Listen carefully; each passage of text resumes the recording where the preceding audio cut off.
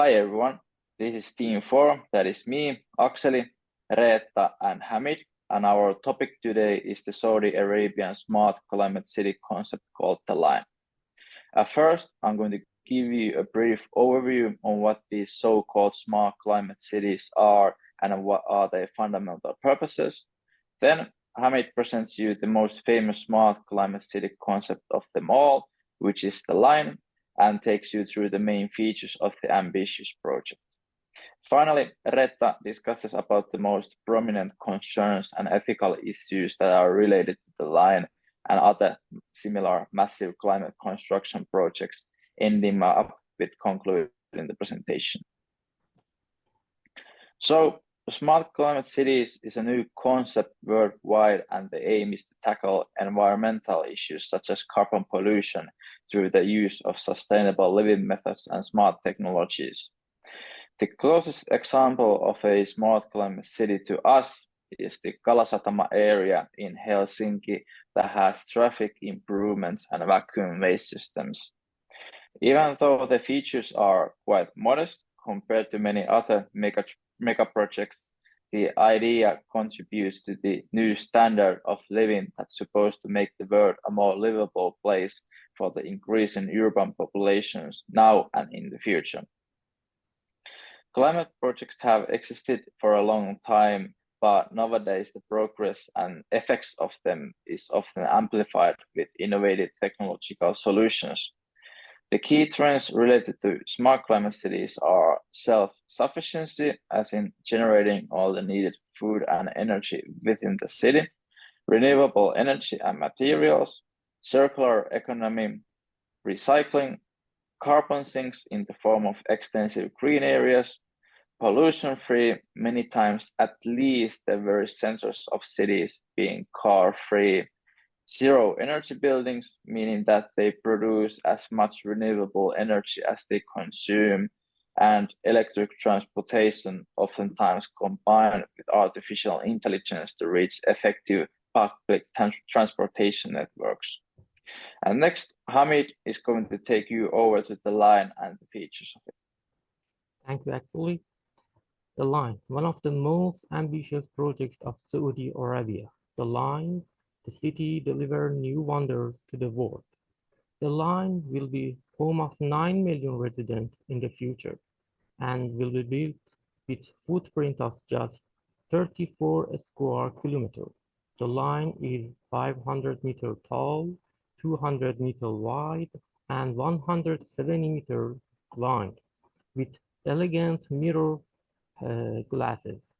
The community is organized in 3 dimensions, that all the residents have access to all the daily needs just in 5 minutes walk in the neighborhood. It's a kind of civilization of revolution. And what's the main features of the line? As I mentioned, it has 170-kilometer line, but the infrastructure make it possible to travel end to end just in 20 minutes with no car, resulting zero carbon emission.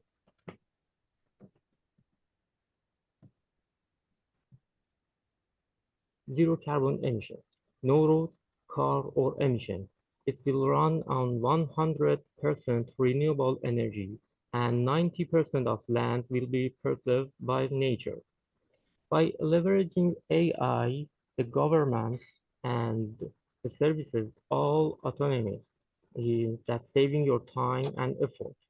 That the line will be world's most food self-sufficient city by vertical farming and greenhouse revolutionary, providing equitable views and immediate access to the surrounding nature, with 40% of world accessible within 6 hours.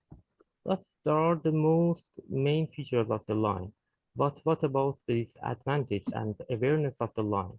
Reetta will explain more about the awareness of the city. Thank you, Hamid.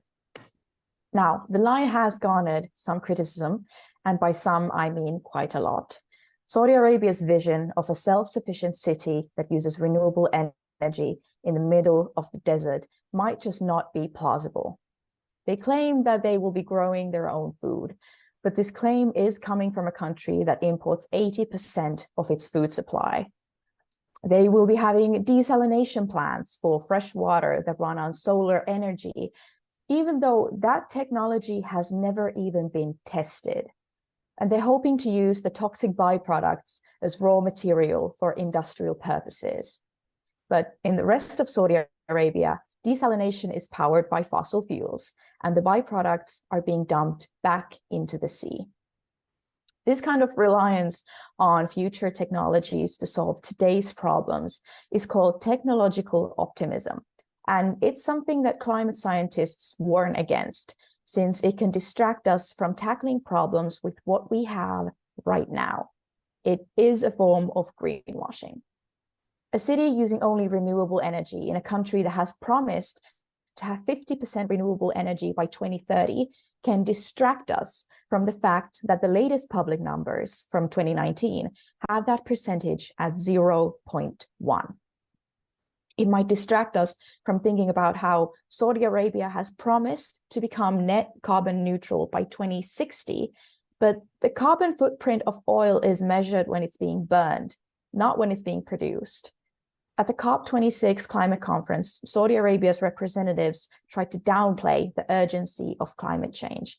And then just weeks after that, the Saudis promised to increase their oil production. And then there is, of course, the locals of the area where the line is being built, who are not seeing any of the benefits from this massive project.